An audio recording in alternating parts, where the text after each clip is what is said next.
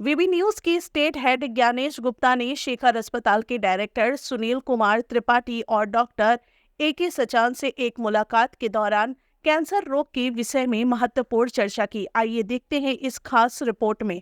Medicine का professor हूँ, professor in pharmacology. And जो आपका सवाल है ये बड़ा नाजुक सवाल है। इस समय पूरी दुनिया में कैंसर का प्रकोप बहुत ज़्यादा बढ़ गया है। ये लगभग एक महामारी का रूप ले लिया है और इसके बारे में लगातार जो जो प्रसार हो रहा है, तो उसके बारे में चिंता की जा रही है कि क्यों बढ़ रहा है, इसको कैसे ठीक किया जाए। तो जब एक बार कोई कैंसर हो जाता है तो ठीक करने के लिए हमको सर्जरी, कीमोथेरेपी और रेडियोथेरेपी करनी होती है। सर बेसिक रीजंस क्या रहते हैं? मैं अभी आपको पहले इसके बारे में बता दूं कि क्या डेवलपमेंट हुआ है। पिछले 40 साल में पहले लखनऊ के अंदर सिर्फ एक रेडियोथेरेपी की मशीन थी, कोबाल्ट थेरेपी, KGMC में। उस समय तक SCPGI भी नहीं था।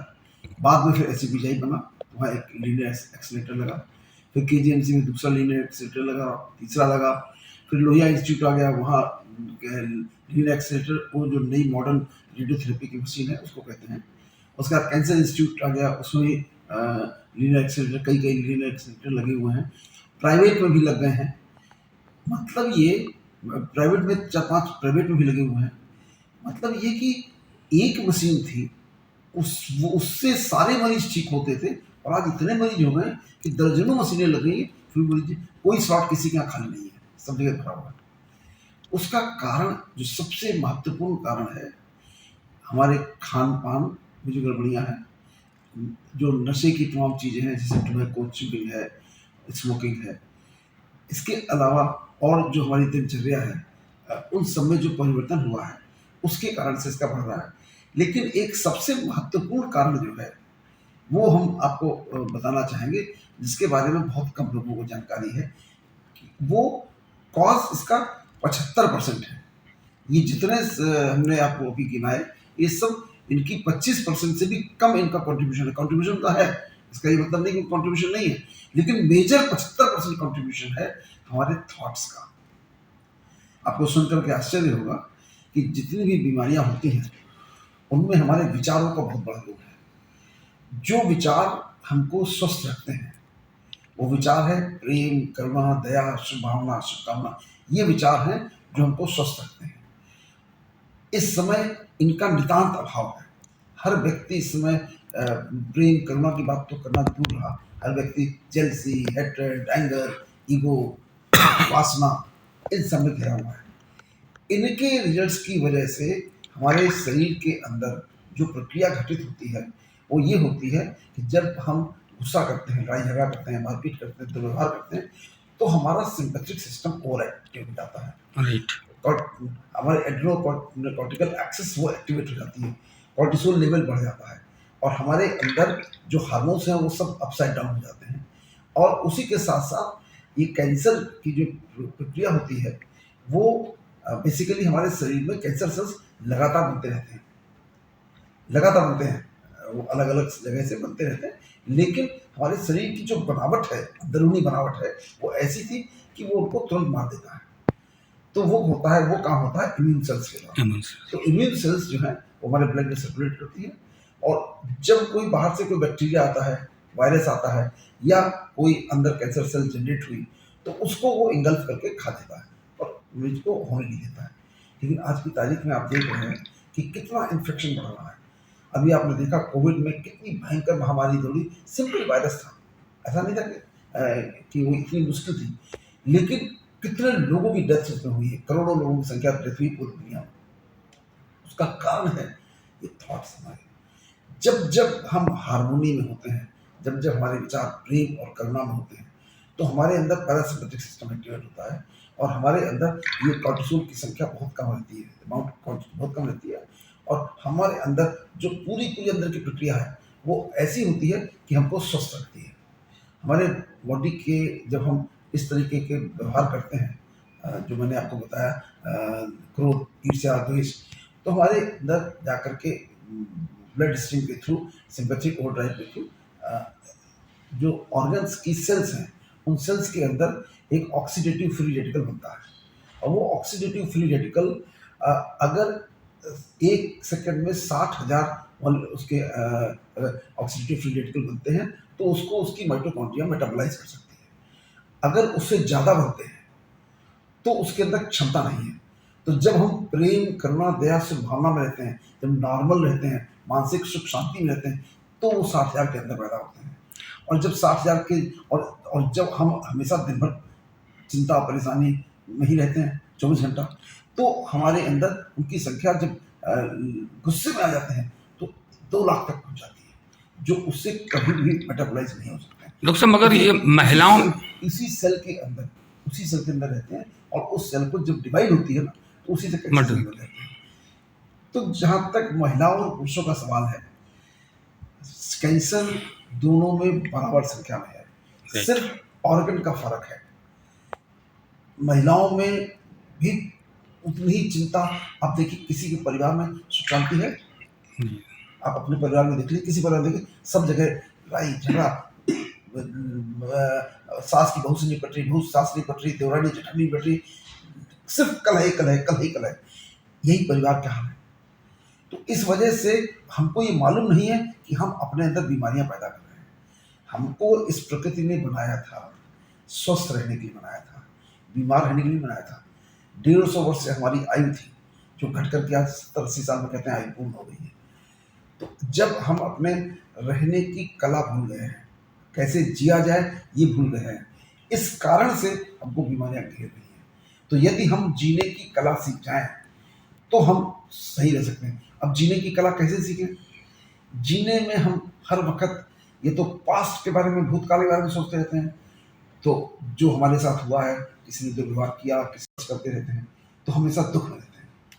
सोचने की कला आती नहीं है। तो जब भविष्य के बारे में सोचते हैं, तो उस समय मेरे मन में हमेशा भय व्याप्त होता है, ऐसा ना हो जाए, वैसा ना हो जाए, ये गड़बड़ हो जाए, वो गड़बड़ हो जाए। और जीवन सिर्फ वर्तमान में है। ये जो हम बैठे हैं, और जीवन यही है।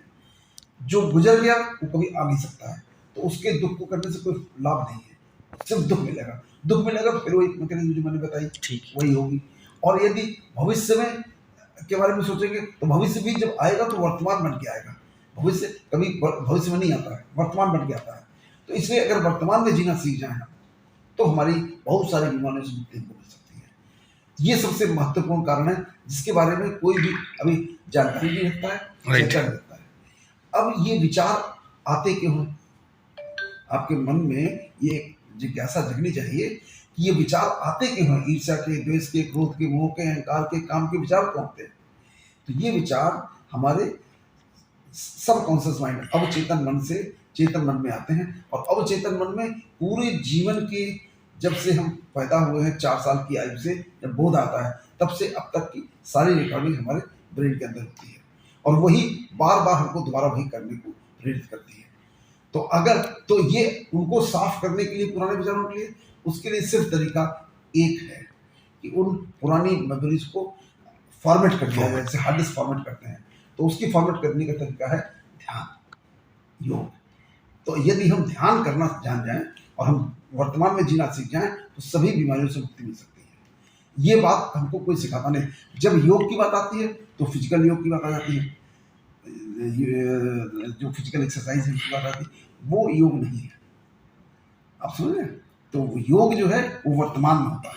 तो वर्तमान में जीने का तरीका हमें सिर्फ ये है कि जब हम अपने आप को अवेयरनेस में रहना सीख जाते हैं, तो हमारी इन सभी चीज़ों से मुक्ति मिलती है। तो आप लोग इस विचार को, अब ये विचार बहुत तेजी से फैल रहा है, Right. लोगों को धीरे धीरे समझ में आ रहा है। लेकिन समस्या ये है कि जिन लोगों का ये काम था, लोगों को ज्ञान देना, लोगों को जीने का तरीका सिखाना, वो स्वयं भ्रमित है। और इसमें एक बात मैं और अच्छी तरह कह दूं, क्योंकि मैं उन बातों को ज़्यादा कहता हूँ जो क्रांतिकारी बातें होती हैं। ये हमारे सभी धर्म ग्रंथों में लिखा है, जो बातें मैं बता रहा हूँ। चाहे गीता ले लीजिए, कुरान ले लीजिए, बाइबल ले लीजिए, गुरु ग्रंथ साहब ले लीजिए, सब में लिखा है कि सबको प्रेम करो, सबके साथ करुणा करो, सबका भला करो, सबको दान दो, जो गरीब दरिद्र नारायण है उनकी सेवा करो, सब जगह लिखा हुआ है। लेकिन उसकी अपेक्षा पूरे विश्व में उसी धर्म के नाम पर युद्ध हो रहा है, उसी धर्म के नाम पर युद्ध हो रहा है Yes. पूरे विश्व में। तो इसका मतलब यह है कि जो लोग उन धर्मों का प्रचार प्रसार कर रहे हैं उनको भी धर्म का ज्ञान नहीं है, इसलिए विधर्मी प्रवृत्ति से काम कर रहे हैं और हम अपने संसार को भी खराब कर रहे हैं, अपने शरीर को भी खराब कर रहे हैं। जितनी बीमारियां मैं देखता हूँ, देख करके बड़ा कष्ट होता है कि लोग स्वयं अपने विचारों के कारण, जो उनके दुर्विचार हैं जिनको ठीक किया जा सकता है, स्वस्थ रहा जा सकता है, उसकी वजह से अपने जीवन को नरक बना रहे हैं, अपने शरीर में बीमारियां पैदा कर रहे हैं, तमाम तरीके की डिप्रेशन, एंग्जाइटी, ढेर सारे आजकल मरीज, सारे मरीज लोग ही आते हैं। कोई ऐसा मरीज नहीं है, स्टैटिस्टिकल डेटा देखा गया है कि 85% पेशेंट्स जो अस्पताल में दिखाने आते हैं उन सब के मनोरोग होता है, और जब हम उसको एनालिसिस करते हैं यहाँ पर बैठ करके थोड़ी, तो ये पाते हैं 100% लोगों को मनोरोग है, क्योंकि जब मनोरोग नहीं होगा उसके हृदय में सिर्फ प्रेम होगा। तो डॉक्टर साहब योग ही बेस्ट है। ध्यान योग में कंफ्यूजन है, या फिजिकल योग से आप स्वस्थ नहीं रह सकते हैं। उसका एग्जाम्पल आपको बता दूं, इस समय बहुत सारे यंग लोग हैं जिनके अंदर 30 साल 35 साल की उम्र है, ट्रेडमिल कर रहे हैं, जिम में जा रहे हैं, शरीर में बिल्कुल मस्कुलर बन रहे हैं, देखने वालों के लिए स्वस्थ हैं, और वहीं पर उनकी मृत्यु हो रही है। इसमें जब हम लोगों ने स्टडी करी तो ये पाया गया कि इन्हीं विचारों के, सोच के कारण उनके जीन्स जो हैं, उनकी एज जब नापी गई तो वो एक्चुअली उनकी 39 ईयर्स है, जब नापी गई माइक्रोस्कोप में देखा गया 69 ईयर्स की। तनाव से करते करते इतना खराब कर दिया, उनके क्रोमोसोम की जो टेलोमेयर्स हैं वो बिल्कुल थिन हो गई, जो वो प्रोटेक्टिव चीजें होती हैं। तो ये सब रिसर्च पूरे वर्ल्ड ओवर हो चुकी है। तो अब पूरी तरीके से हमको यदि कैंसर और बीमारियों से मुक्त होना है तो हमको सबको जागृत करना है कि अपने पूरी दिनचर्या को, जीवन को, और जीवन में विशेष तौर से अपने विचारों को बदलने का काम करिए। शुद्ध आहार करिए, समय से उठिए, 4 बजे उठिए, शाम को 9 बजे सोइए, और पूरे दिन लोगों के कल्याण का काम करिए, बीमारी नहीं आएगी पास। यदि आपके मन में सिर्फ भाव दूसरे के लिए आ जाए कि सबका कल्याण हो तो उसको बीमारी नहीं आ सकती, पकड़ी नहीं सकती।